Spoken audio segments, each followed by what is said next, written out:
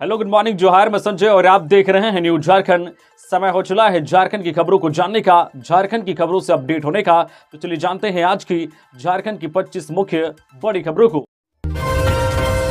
देवघर में श्रावणी मेले की शुरुआत आज सुबह से भक्तों ने शुरू किया जलाभिषेक। 72 साल बाद खास संयोग, सावन का पहला और आखिरी दिन सोमवार विश्व प्रसिद्ध श्रावणी मेले का शुभारंभ हो गया है। रविवार को बिहार से झारखंड के प्रवेश द्वार दुम्मा बॉर्डर पर राज्य की पशुपालन मंत्री दीपिका सिंह और पेयजल मंत्री मिथिलेश ठाकुर ने वैदिक मंत्रोच्चार के बीच पूरे विधि विधान से मेले का उद्घाटन किया। इस वर्ष 72 साल बाद ऐसा हो रहा है जब सावन की शुरुआत सोमवार से हो रही है और समापन भी सोमवार को। इस साल सावन में 5 सोमवार पड़ रहे हैं। भक्त देवघर स्थित बाबा मंदिर में स्पर्श पूजा रविवार को कर पाए, लेकिन आज सोमवार से अर्घा लगा दिया गया है। सुल्तानगंज से जल लेकर आने वाले सभी भक्त कतार होकर अर्घा के माध्यम से जल चढ़ा रहे हैं। इधर बाबा मंदिर के गर्भगृह स्थित जो है मंझला खंड में अर्घा लगा दिया गया है। इसके साथ ही पूरे सावन भर मंदिर में वीआईपी पूजा पर भी जो है इधर प्रतिबंध लगा दिया गया है। इसके लिए जिला और पुलिस प्रशासन की ओर से पूरी तैयारी कर ली गई है। सुल्तानगंज से चलकर आने वाले कांवरिया जैसे ही झारखंड प्रवेश द्वार दुम्मा में प्रवेश करेंगे तो उन्हें जो इंद्र वर्षा से जो है गर्मी से राहत मिलेगी। पूरे कांवरिया पथ पर कुल 17 जगह पर इंद्र वर्षा लगाए गए हैं। रांची के पहाड़ी मंदिर में सावन महोत्सव के शुभ अवसर पर कलाकारों ने किया शिव तांडव। रांची के पहाड़ी मंदिर में सावन महोत्सव के शुभ अवसर पर कलाकारों ने शिव तांडव कर रांची के पहाड़ी मंदिर में रविवार को सावन महोत्सव का शुभारंभ किया। गणेश वंदना से इसकी शुरुआत की गई, जहां शिव पार्वती के जीवन स्वरूप को दर्शाया गया। डांस झारखंड के कलाकारों द्वारा शिव तांडव किया गया। उसके बाद सभी अतिथियों को अंग वस्त्र एवं पहाड़ी बाबा की प्रतिमा देकर स्वागत किया गया। सभी अतिथियों द्वारा महाकाल मंदिर में महाआरती एवं पूजा की गई। इसके बाद प्रसाद का वितरण किया गया। रांची के पहाड़ी मंदिर में सावन महोत्सव का शुभारंभ। रांची के पहाड़ी मंदिर में गणेश वंदना कर एवं दीप प्रज्वलित कर सावन महोत्सव का शुभारंभ किया गया। इधर आज सुबह 3 बजे से ही सरकारी पूजा के बाद सबके लिए पट खोल दिया गया है। मुख्य मंदिर में सबके लिए जल और लोटा की व्यवस्था की गई है। इधर सुबह से ही भक्तों की भीड़ उमड़ रही है। सावन की शुरुआत होने के साथ ही झारखंड में अगले 2 दिनों तक भारी बारिश के आसार। इन जिलों में अलर्ट जारी, लोगों को सावधान और सतर्क रहने की सलाह। बंगाल की खाड़ी में बन रहे लो सर्कुलेशन का असर झारखंड में भी देखने को मिलेगा। राज्य के अलग अलग हिस्सों में आज 22 जुलाई से इसके असर दिखने की संभावना है। मौसम विज्ञान केंद्र की माने तो आज 22 और कल 23 जुलाई को कोल्हान और मध्य हिस्से जैसे कि राजधानी और आसपास के कई स्थानों पर भारी बारिश की चेतावनी दी गई है। इसको लेकर मौसम केंद्र ने येलो अलर्ट जारी किया है। इससे झारखंड में कमजोर पड़ गए मानसून को रफ्तार मिलने की भी उम्मीद जताई गई है। मौसम विज्ञान केंद्र के अनुसार आज 22 जुलाई को चाईबासा, जमशेदपुर, सरायकेला खारसावां, खुंटी और रांची के साथ साथ रामगढ़ के कुछ हिस्सों में कहीं कहीं भारी बारिश हो सकती है। वहीं 23 जुलाई को इन जिलों के साथ साथ लातेहार, गुमला और लोहरदगा में भी कई स्थानों पर भारी बारिश की चेतावनी है। ऐसे में 3 दिन अच्छी बारिश हो सकती है। ऐसे में पिछले कुछ दिनों से सुस्त पड़े मानसून को एक बार फिर से तेज होने की प्रबल संभावना जताई गई है। इस दौरान लोगों को सावधान और सतर्क रहने की भी सलाह दी गई है। मौसम खराब होने पर उनको सुरक्षित स्थान पर शरण लेने की सलाह दी गई है। साथ ही साथ आज से सावन महीना भी प्रारंभ हो गया है और आज पहला ही दिन जो है सोमवारी से स्टार्ट हुआ है, जिसको लेकर सुबह से ही मंदिरों में भक्तों की कतार भी लगनी शुरू हो गई है। पूर्व विधायक हीराराम तूफानी का निधन, सीएम हेमंत सोरेन ने जताया शोक। कांके विधानसभा के पूर्व विधायक हीराराम तूफानी का निधन हो गया है। उनके निधन पर सीएम हेमंत सोरेन ने शोक व्यक्त किया है। कहा है कि आदरणीय तूफानी के निधन की दुखद सूचना मिली। परमात्मा दिवंगत आत्मा को शांति प्रदान कर शोकाकुल परिवारजनों को दुख की यह विकट घड़ी सहन करने की शक्ति दे। बता दें कि कांके के पूर्व विधायक हीराराम तूफानी का रविवार को दिल्ली के मेदांता हॉस्पिटल में इलाज के दौरान निधन हो गया। उन्हें एक पखवाड़ा से सांस लेने में दिक्कत हो रही थी। सूत्रों से मिली जानकारी के अनुसार वे पिछले दिनों दिल्ली गए थे, वहां उनका इलाज चल रहा था। अचानक रविवार सुबह करीब 10 बजे उनका निधन हो गया। वे रांची लोकसभा क्षेत्र के कांके विधानसभा से 1977 में जनता पार्टी से विधायक बने थे। खबरों में आगे बढ़ने से पहले अगर आप अभी तक न्यूज झारखंड चैनल को सब्सक्राइब नहीं किए हैं तो प्लीज़ चैनल को सब्सक्राइब करके बेल आइकन प्रेस कर दीजिए, जिससे आपको झारखंड की हर छोटी बड़ी खबर का अपडेट आप तक पहुंचता रहे। तो चलिए बढ़ते हैं खबरों की ओर। मोरहाबादी मैदान में सहायक पुलिसकर्मी और पुलिस दोनों ने डाला डेरा, मांगे पूरी नहीं होने तक जारी रखेंगे आंदोलन। रांची का मोरहाबादी मैदान टेंट सिटी के रूप में तब्दील हो गया है। हर दूसरे दिन पुलिस के साथ उनकी तनातनी हो रही है। एक बार पुलिस और सहायक पुलिसकर्मियों के बीच झड़प भी हो चुकी है, जिसमें दोनों तरफ से दर्जनों पुलिस घायल भी हुए हैं, लेकिन अब तक सहायक पुलिसकर्मियों की मांगों को लेकर कोई ठोस नतीजा नहीं निकल सका है। हजारों की संख्या में सहायक पुलिसकर्मी बारिश के मौसम में भी आंदोलन पर बैठे हैं। आंदोलन का नतीजा क्या निकलेगा, इसे लेकर अनिश्चितता बरकरार है। सरकार ने आंदोलन कर रहे सहायक पुलिसकर्मियों का अनुबंध 1 साल बढ़ाने, वेतन में 25% की वृद्धि और पुलिस बहाली में आरक्षण देने की बात कही है, लेकिन सहायक पुलिसकर्मियों को यह मंजूर नहीं है। सहायक पुलिसकर्मी अपनी नौकरी को स्थायी करने की मांग कर रहे हैं। हालांकि सहायक पुलिसकर्मियों का यह भी कहना है कि वह यह नहीं चाहते कि उन्हें पुलिस के जितना वेतन मिले, लेकिन कम से कम इतना वेतन जरूर मिले जिनसे उनका परिवार चल सके। सहायक पुलिसकर्मियों को फिलहाल 10,000 रुपये मासिक वेतन मिलता है। इसके अलावा उन्हें पुलिस की तरह कोई भी भत्ता नहीं मिलता। दरअसल सहायक पुलिस कर्मियों की बहाली ही अनुबंध पर हुई थी। इसी शर्त पर उन्हें पुलिस में बहाल किया गया था, लेकिन अब सहायक पुलिसकर्मी यह चाहते हैं कि उन्हें स्थायी किया जाए। सहायक पुलिसकर्मियों के अनुसार वे अपनी आंदोलन में पूरी एकजुटता के साथ डटे हुए हैं। सरकार की कानों तक अपनी आंदोलन की आवाज़ मजबूती के साथ पहुंचा रहे हैं, लेकिन सरकार के कानों पर जूं तक नहीं रेंग रहा है। सहायक पुलिसकर्मियों के अनुसार जब कश्मीर से धारा 370 हट सकता है, कई नियमों में फेरबदल किया जा सकता है, तो फिर उन्हें स्थायी क्यों नहीं किया जा सकता है। सहायक पुलिसकर्मियों ने स्पष्ट कर दिया है कि जब तक उनकी मांगे नहीं मानी जाएगी, वह अपना आंदोलन जारी रखेंगे। जेएसएससी ने 12वीं पास के लिए 864 पदों पर निकाली वैकेंसी। इस दिन से कर सकते हैं आवेदन।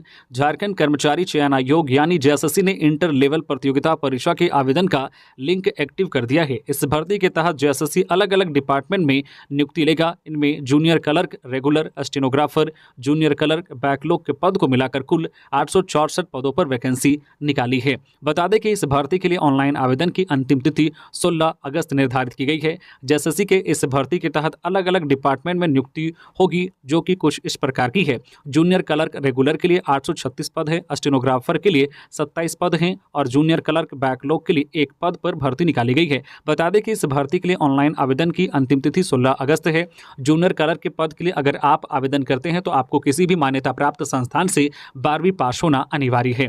इसके अलावा इस नौकरी के लिए टाइपिंग अनिवार्य है और आपकी टाइपिंग स्पीड कम से कम 25 शब्द प्रति मिनट होनी चाहिए। अगर आप जो है स्टेनो के पद के लिए अप्लाई करते हैं तो आपको कम से कम 12वीं पास होना चाहिए और स्टेनोग्राफी में 80 शब्द प्रति मिनट की स्पीड होनी चाहिए। बात करें अगर उम्र सीमा की, तो इस भर्ती के लिए ऊपरी आयु सीमा 35 वर्ष है। हालांकि आरक्षित वर्गों को इस सीमा में विशेष छूट दी गई है। आप अधिक जानकारी के लिए jssc.nic.in पर जा सकते हैं। 2 कंटेनर में क्रूरता से लादकर बंगाल ले जा रहे 57 मवेशी जब्त, 6 तस्कर गिरफ्तार। गिरिडीह के बगोदर पुलिस ने रविवार सुबह 2 ट्रक को जब्त किया है, जिसमें ठूस कर मवेशी लोड थे। मवेशियों को बंगाल के बूचड़खाने ले जाया जा रहा था। पहला ट्रक बगोदर पुलिस ने जो गैडा में रोका, जिसमें 18 बूढ़ी भैंसें, 9 बछड़े, 1 गाय और 1 बछड़ा था और बिहार के 5 लोग सवार थे। इसी तरह दूसरे ट्रक में 19 भैंसें, 9 बछड़े के साथ 1 ड्राइवर था। दोनों ट्रकों में जानवरों को दयनीय स्थिति में रखा गया था। कुल 57 मवेशियों को वध के लिए पश्चिम बंगाल ले जाया जा रहा था।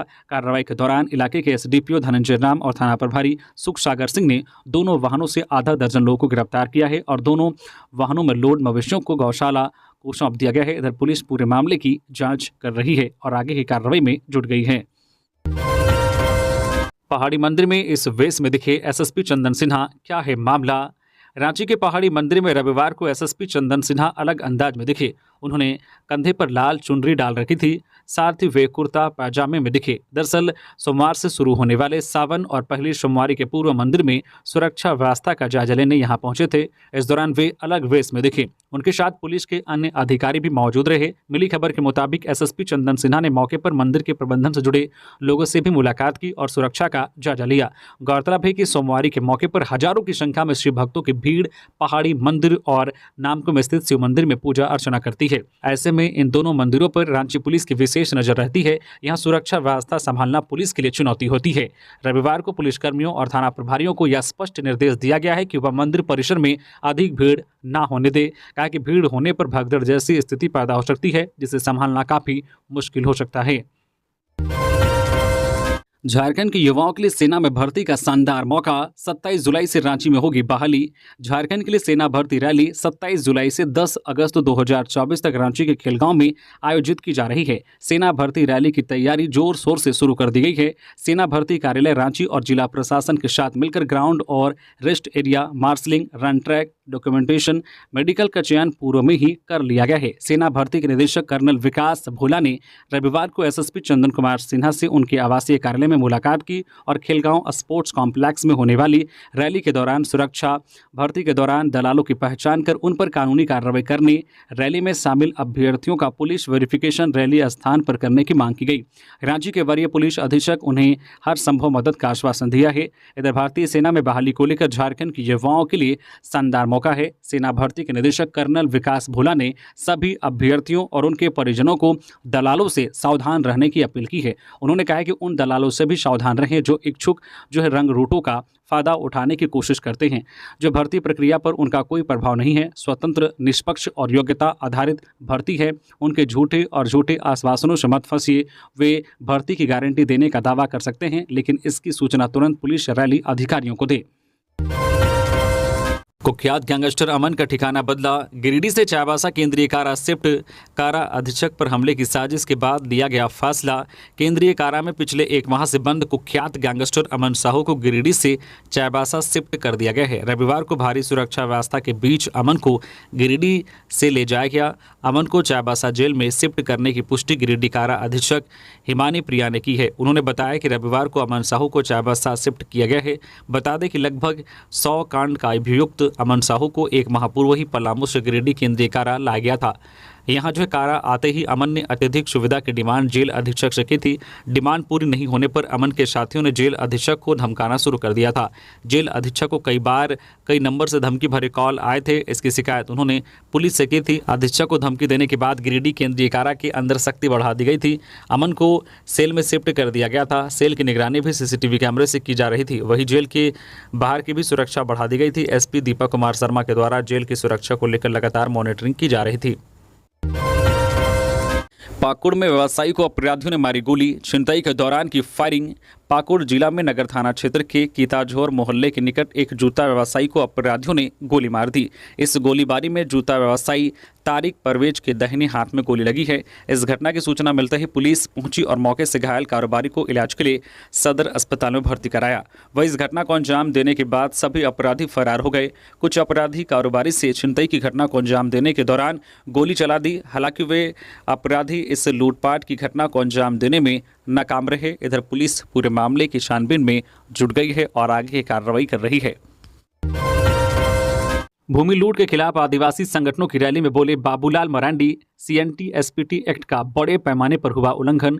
भूमि लूट के खिलाफ विभिन्न आदिवासी संगठनों की रैली में रविवार को बीजेपी प्रदेश अध्यक्ष बाबूलाल मरांडी ने कहा कि राज्य में बड़े पैमाने पर सीएनटी एसपीटी एक्ट का उल्लंघन किया गया। मरांडी ने जनसभा को संबोधित करते हुए कहा कि गत 5 वर्षों के दौरान जेएमएम कांग्रेस सरकार के संरक्षण में भूमाफियाओं और अधिकारियों की मिलीभगत से सीएनटी एसपीटी एक्ट का उल्लंघन कर सैकड़ों एकड़ आदिवासी जमीन पर कब्जा किया गया है। मरांडी ने आगे कहा कि गरीब आदिवासियों की जमीनों को भूमाफियाओं के चंगुल से मुक्त कराने तक भारतीय जनता पार्टी का संघर्ष जारी रहेगा। कहा कि झारखंड में जमीन की सबसे ज्यादा लूट वर्तमान जेएमएम कांग्रेस की सरकार में हुई है। हेमंत सोरेन सरकार ने हाईकोर्ट में 108 जमीन की डीड जमा की है। कांग्रेस शासनकाल में अपनी जमीन से विस्थापित लोगों का पुनर्वास भी हेमंत सोरेन की सरकार नहीं कर पाई है। बीजेपी प्रदेश अध्यक्ष ने कहा है कि झूठ और भ्रष्टाचार जेएमएम कांग्रेस सरकार की पहचान बन चुकी है। यह सरकार सिर्फ अपने परिवार का विकास करने में व्यस्त है। आज झारखंड की जनता खुद को ठगा सा महसूस कर रही है। मरांडी ने आरोप लगाया है कि हेमंत सोरेन ने राज्य के युवाओं को ठगा है। उन्होंने जेपीएससी जेएसएससी परीक्षा में पेपर लीक करा, गरीब युवाओं के हक की नौकरियां बेच डाली है और सत्ता का दुरुपयोग कर आदिवासियों की जमीनें भी हड़प ली है। गिरिडीह में 2 लोग की हत्या से मची खलबली। पत्नी ने पति को धारदार हथियार से मारा। युवक का तालाब में मिला शव। गिरिडीह में अलग अलग जगह 2 लोग की हत्या के बाद इलाके में सनसनी फैल गई है। एक घटना में जहां अपनी पत्नी ने अपने सोए हुए पति को किसी धारदार हथियार से माथे पर वार कर हत्या कर दी, वह दूसरी में एक व्यक्ति की प्रेमिका के द्वारा अन्य लोगों के साथ मिलकर प्रेमी की हत्या का मामला प्रकाश में आया है। दोनों घटना देवरी के भेलवा घाटी थाना क्षेत्र से है।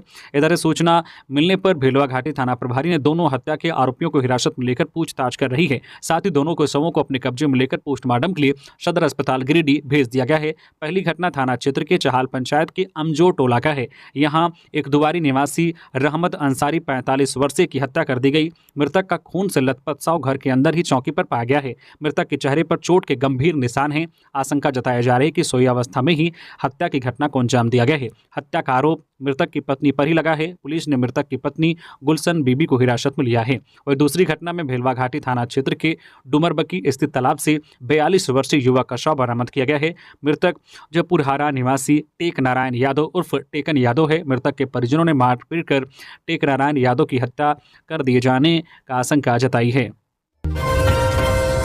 हिमंता बिस्वा शर्मा ने झारखंड के मुख्यमंत्री हेमंत सोरेन को दिया धन्यवाद। जाने क्या है पूरा मामला। असम के मुख्यमंत्री और झारखंड में बीजेपी के सह प्रभारी हिमंता बिस्वा शर्मा यूं तो झारखंड के सीएम हेमंत सोरेन पर हमलावर दिखते हैं, लेकिन इस बार हिमंता बिस्वा शर्मा ने हेमंत सोरेन की तारीफ की है और उनका धन्यवाद व्यक्त किया है। दरअसल सीएम हेमंत सोरेन ने असम में आई बाढ़ पीड़ितों के लिए असम सरकार की मुख्यमंत्री राहत कोष राशि में 2 करोड़ रुपए जमा किए हैं। हेमंत सोरेन ने असम में आई बाढ़ जो पीड़ितों के लिए 2 करोड़ रुपए की राशि मुख्यमंत्री राहत कोष में जमा की। हिमंता बिस्वा ने सोशल मीडिया हैंडल एक्स पर पोस्ट करते हुए हेमंत सोरेन का धन्यवाद किया है और कहा है कि झारखंड के मुख्यमंत्री हेमंत सोरेन ने असम के बाढ़ प्रभावित लोगों की सहायता के लिए असम सरकार के मुख्यमंत्री राहत कोष में 2 करोड़ दिए हैं। उन्होंने कहा है कि वह असम के लोगों की ओर से झारखंड की जनता और सीएम हेमंत सोरेन का तहे दिल से सराहना करते हैं। दरअसल असम में आई बाढ़ के बाद राज्य के लोग भारी परेशानियों का सामना कर रहे हैं। इस बाढ़ से असम के कुल 1,30,000 से अधिक लोग प्रभावित हुए हैं और करीब 113 लोगों की मौत हुई है। श्रावणी मेले के लिए देवघर पूरी तरह से तैयार। श्रद्धालुओं के लिए की जा रही है खास व्यवस्था। श्रावणी मेले की शुरुआत होते ही जिले में आने वाले श्रद्धालुओं और मुख्य अतिथियों के ठहरने की व्यवस्था को लेकर जिला प्रशासन इंतजाम में जुट गया है। श्रद्धालुओं की लंबी भीड़ को देखते हुए श्रद्धालुओं के आवास के लिए जिले में टेंट हाउस का निर्माण कराया जा रहा है। शहर के कोठिया एवं दुम्मा इलाके के विभिन्न क्षेत्रों में दर्जनों टेंट हाउस बनाए गए हैं, जिसमें श्रद्धालु आराम कर सकेंगे। जिले के उपायुक्त ने बताया कि अत्यधिक भीड़ की वजह से कई बार सर्किट हाउस और शहर के अन्य सरकारी भवनों में अतिथियों को ठहराने के लिए जगह की कमी हो जाती है। इसलिए जिला प्रशासन शहर के एक इलाके को टेंट सिटी में तब्दील कर रहा है ताकि देवघर पहुंचने वाले श्रद्धालु आराम कर सके। इसके साथ ही देवघर के कोटिया क्षेत्र में बने एक टेंट हाउस के बारे में जब मीडिया की टीम ने जानकारी लिया तो टेंट हाउस के निर्माण में लगे कर्मचारी ने बताया कि एक टेंट हाउस में तकरीबन 1000 लोगों के ठहरने की व्यवस्था होती है। टेंट हाउस के अंदर ठहरने के साथ साथ शौचालय और स्नान का भी इंतजाम किया जाता है ताकि श्रद्धालुओं को टेंट हाउस में किसी तरह की दिक्कतों का सामना न करना पड़े। कई टेंट हाउस में एसी और कूलर के भी इंतजाम किए गए हैं, जिससे श्रद्धालुओं के साथ साथ विशिष्ट अतिथियों को भी ठहराया जा सके। 4 दिन से हड़ताल पर है मनरेगा कर्मी। उधर मंत्री से मिला दूसरा गुट। झारखंड राज्य मनरेगा कर्मचारी संघ प्रदेश कमेटी का एक प्रतिनिधिमंडल ग्रामीण विकास मंत्री डॉक्टर इरफान अंसारी के जो है निमंत्रण पर उनके देवघर जिला स्थित मधुपुर में निजी आवास पर मिला। उन्हें पुष्प गुच्छ देकर ग्रामीण विकास मंत्री बनने की बधाई दी और उन्हें अपना मांग पत्र भी सौंपा। प्रतिनिधिमंडल की अगुवाई कर रहे प्रदेश सचिव डॉक्टर राजेश कुमार दास एवं गणेश मेहरा के नेतृत्व में अन्य मनरेगा कर्मियों के साथ मंत्री की वार्ता हुई। इस क्रम में मंत्री ने सभी मनरेगा कर्मचारियों की मांगों पर विचार करते हुए जो है आश्वस्त करते हुए कहा कि आप सभी की मांग जायज है। अन्य राज्यों में जब मनरेगा कर्मी स्थायी हो सकते हैं तो झारखंड में भी मनरेगा कर्मी स्थायी होंगे। वार्ता के क्रम में उन्होंने कहा कि यदि आप लोग हड़ताल या रोड पर आंदोलन करेंगे तो हम कतई आपकी मांगों पर विचार नहीं कर सकेंगे। हम झारखंडी हैं और आप सभी हमारे झारखंड के बेटे भाई हैं, इसलिए आपकी मांग पर सहमत हैं। आप सभी की वार्ता विभाग स्तर पर सचिव के साथ 8 जुलाई को हो चुकी है। आप अपने प्रतिनिधिमंडल के साथ बगैर कोई आंदोलन और हड़ताल किए हमारे कार्यालय प्रकोष्ठ विभाग में आकर वार्ता करें। वे आश्वासन देते हैं कि आपकी वाजिब मांगों को जल्द ही कैबिनेट से मंजूरी दिलाने का काम किया जाएगा, पर किसी भी प्रकार का हड़ताल आंदोलन करने और सरकार को बदनाम करने की कोशिश करने पर वे किसी भी मांग पर कतई विचार नहीं कर पाएंगे। बता दें कि झारखंड मनरेगा कर्मचारी संघ का एक और गुट, जिसके अध्यक्ष जॉन बागे पीटर रहे हैं, उन लोगों ने नियमितीकरण की मांग को लेकर 22 जुलाई से हड़ताल पर जाने की चेतावनी दी है। तोपचांची में 30 जंगली हाथियों ने अंबाडी गांव में मचाया उत्पात, घरों को तोड़ा, फसलों को भी किया बर्बाद। चितरपुर पंचायत के पहाड़ की तलहटी में बसे अंबाडी गांव में शनिवार देर रात 30 जंगली हाथियों के झुंड ने जमकर उत्पात मचाया। हाथियों ने 10 ग्रामीणों के घरों और 3 की चारदीवारी को तोड़ दिया। इतना ही नहीं, हाथियों ने खेतों में लगे फसलों को रौंद डाला। हाथियों ने एक महिला को भी घायल कर दिया। घायल महिला की पहचान विमला देवी के रूप में हुई है। हाथियों के इस उत्पात से ग्रामीणों को लाखों का नुकसान हुआ है। हाथियों का झुंड अभी भी वाटर बोर्ड के पास ही पहाड़ी के पास डेरा डाले हुए हैं। इसकी वजह से ग्रामीण दहशत में हैं, क्योंकि हाथी कभी भी गांव में आकर उत्पात मचा सकते हैं। लोगों की भावनाओं के साथ खेलती रही सरकार, 5 वर्षों में एहसास तक नहीं, सुदेश महतो। लोगों की भावनाओं के साथ राज्य की सरकार खेल रही है। 5 वर्षों में एहसास तक नहीं हुआ कि राज्य में सरकार भी है। इन भावनाओं को अंतिम व्यक्ति तक ले जाना है। यह बात आजसू सुप्रीमो सुदेश महतो ने पलामू में कही। सुदेश महतो पलामू के छतरपुर और हुसैनाबाद में पार्टी कार्यकर्ताओं को संबोधित किया। आजसू पार्टी का पलामू के छतरपुर में कार्यकर्ता सम्मेलन, जबकि हुसैनाबाद में चूल्हा प्रमुख का सम्मेलन आयोजित किया गया। इस दौरान सुदेश महतो ने कहा कि राज्य सरकार के पास विजन नहीं है। उन्होंने कहा कि पारा शिक्षक के नाम पर 5 वर्ष पहले राजनीति शुरू हुई थी, आज भी वही स्थिति बनी हुई है। आजसू सुप्रीमो सुदेश महतो ने कहा कि पारा शिक्षक की मांग पूरी नहीं हुई, अब भी उन्हें लाठी खानी पड़ रही है। राज्य की हालात चिंताजनक है, चाहे नौजवानों की बात हो या किसानों की। इस चिंता को अंतिम व्यक्ति तक ले जाना है।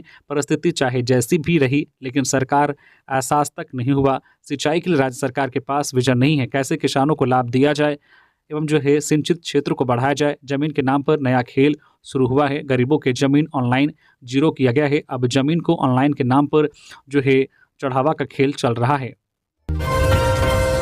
सीएम के आदेश का नहीं हुआ पालन। झारखंड के 542 में से सिर्फ 83 थानों में फर्स्ट एड किट की सुविधा।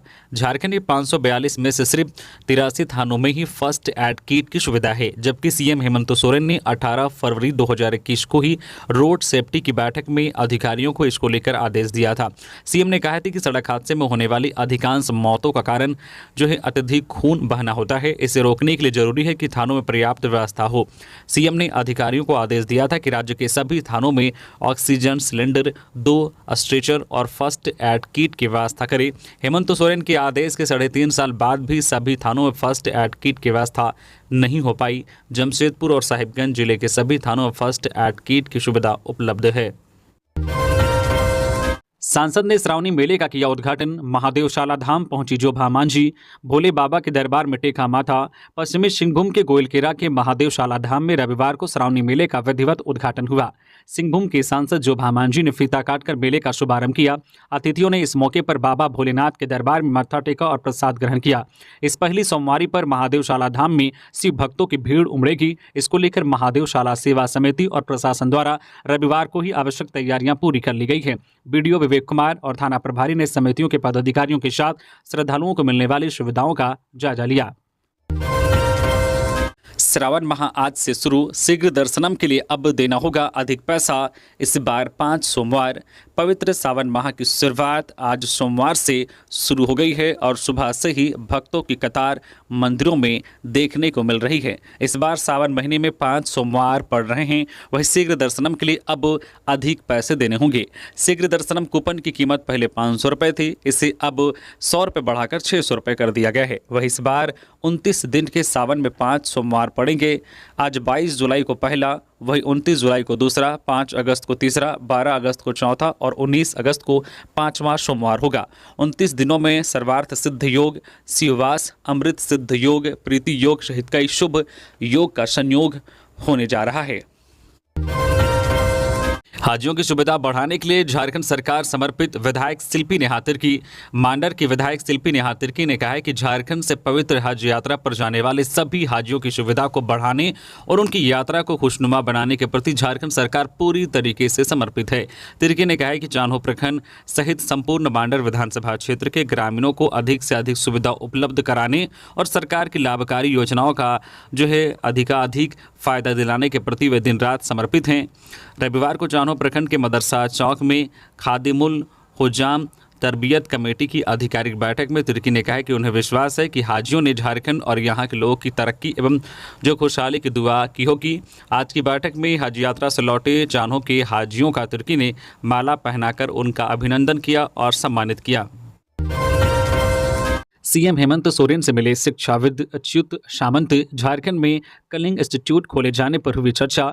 सीएम हेमंत सोरेन से रविवार को कांके रोड रांची स्थित आवासीय कार्यालय में देश के प्रसिद्ध शिक्षाविद एवं KISS ग्रुप ऑफ इंस्टीट्यूशन के संस्थापक डॉक्टर अच्युत सामंत ने मुलाकात की। इस अवसर पर सीएम एवं उनके बीच राज्य में शिक्षा के स्तर में गुणात्मक सुधार, वर्तमान राजनीतिक घटनाक्रम एवं विकास के अन्य मुद्दों पर विस्तृत चर्चा हुई। मौके पर मुख्यमंत्री हेमंत सोरेन ने राज्य में Kalinga institute of social sciences KISS की शाखा के संस्थापक को लेकर डॉक्टर अच्युत सामंत से विचार विमर्श किया। बीजेपी और अन्य दलों के लोगों ने थामा जेएमएम का दामन। मंत्री मिथिलेश ठाकुर ने किया स्वागत।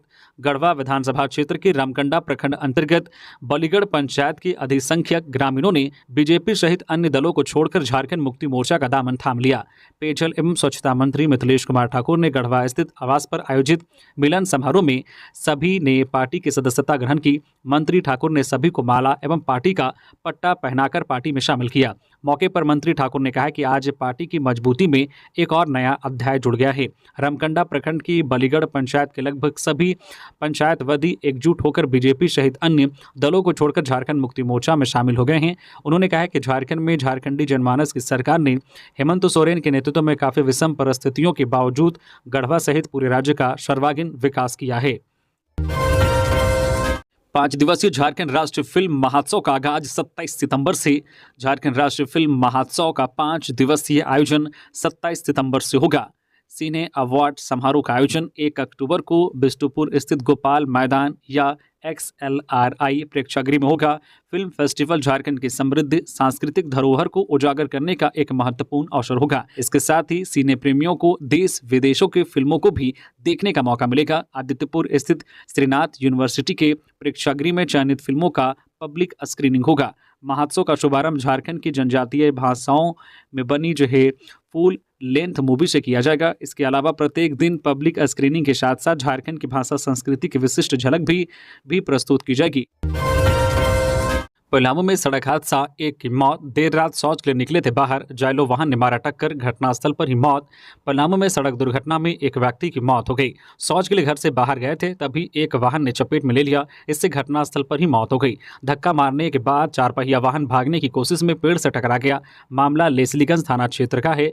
मरने वाले का नाम रामजीत ठाकुर 55 वर्षीय है। वह मूल रूप से लेस्लीगंज के कुराइन पतरा गाँव के रहने वाले थे। हाल ही में मेदिनीनगर पांकी मुख्य मार्ग में हेरसाइन मोड़ के पास सड़क के किनारे मकान बनाकर रह रहे थे। हालांकि जायलों में बैठे लोग फरार हो गए, पुलिस उसका पता लगाने में जुटी है। ये थी आज की झारखंड की टॉप बड़ी खबरें। इसी तरह से झारखंड की हर छोटी बड़ी खबर देखने के लिए आप हमारे चैनल न्यूज झारखंड चैनल को सब्सक्राइब करके बेल आइकन प्रेस कर दीजिए, जिससे झारखंड की हर छोटी बड़ी खबर का अपडेट आप तक पहुंचता रहे। तो अभी के लिए बस इतना ही, हमें दीजिए इजाजत, फिर मिलते हैं नेक्स्ट खबरों के साथ। धन्यवाद।